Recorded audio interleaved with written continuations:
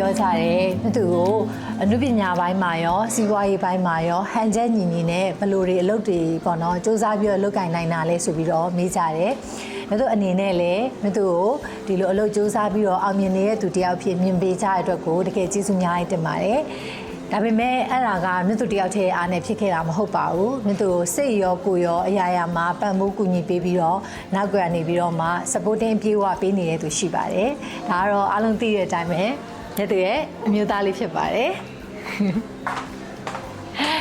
အကိုနဲ့မြတ်သူရဲ့နာမည်လေးတွေကိုပေါင်းဆက်ပြီးတော့မြတ်သူတို့ကထက်မြတ်သူဆိုတဲ့ဆိုင်လေးဖြစ်တည်လာတာဖြစ်ပါတယ်ဒါပေမဲ့ဒါလေးတွေကနာမည်ကိုပဲပေါင်းဆက်ထားတာမဟုတ်ပါဘူးတယောက်နဲ့တယောက်ရဲ့ပံ့ပိုးကူညီမှုတွေချစ်ချင်းတရားတွေနားလည်မှုတွေအဲ့ဒါတွေအကုန်လုံးပေါင်းဆက်ပြီးတော့မှဒီဆိုင်လေးကဒါဖြစ်ပေါ်လာခဲ့တာပေါ့နော်အဲ့လိုဖြစ်တဲ့အတွက်ကြောင့်မြတ်သူတို့ကဒီလကလည်း February လချစ်ချင်းတွေနဲ့ပြည့်နေနေတဲ့လလေးဖြစ်တဲ့အတွက်ကြောင့်ဒီလမှာမြတ်သူတို့လိုပဲတယောက်နဲ့တယောက်နားလည်မှုရှိရှိနဲ့လက်တွဲနေကြတဲ့အိမ်အောင်ရှင်တွေစုံတွဲတွေဒါချစ်သူသမီးစားတွေပေါ့နော်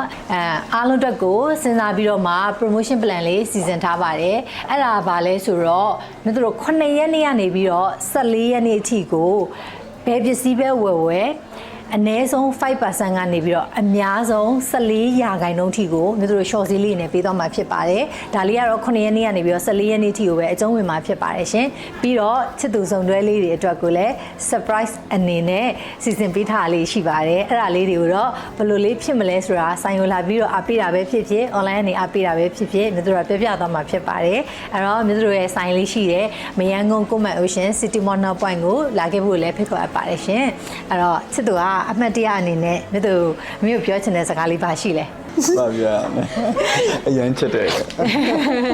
ကျေးဇူးများတင်ပါတယ်အဲ့တော့ချစ်သူစုံတွဲတွေအိမ်အောင်ရှင်တွေအကုန်လုံးနားလည်မှုနဲ့စူးစမ်းတည်ဆောက်ပြီးဘဝတသက်တာလုံးလက်တွဲပြီးတော့မှအတူတူသွားနိုင်ကြပါစေအောင်မြင်တိုးတက်ကြပါစေလို့လည်းဆုတောင်းပေးပါတယ်ရှင့်တတာ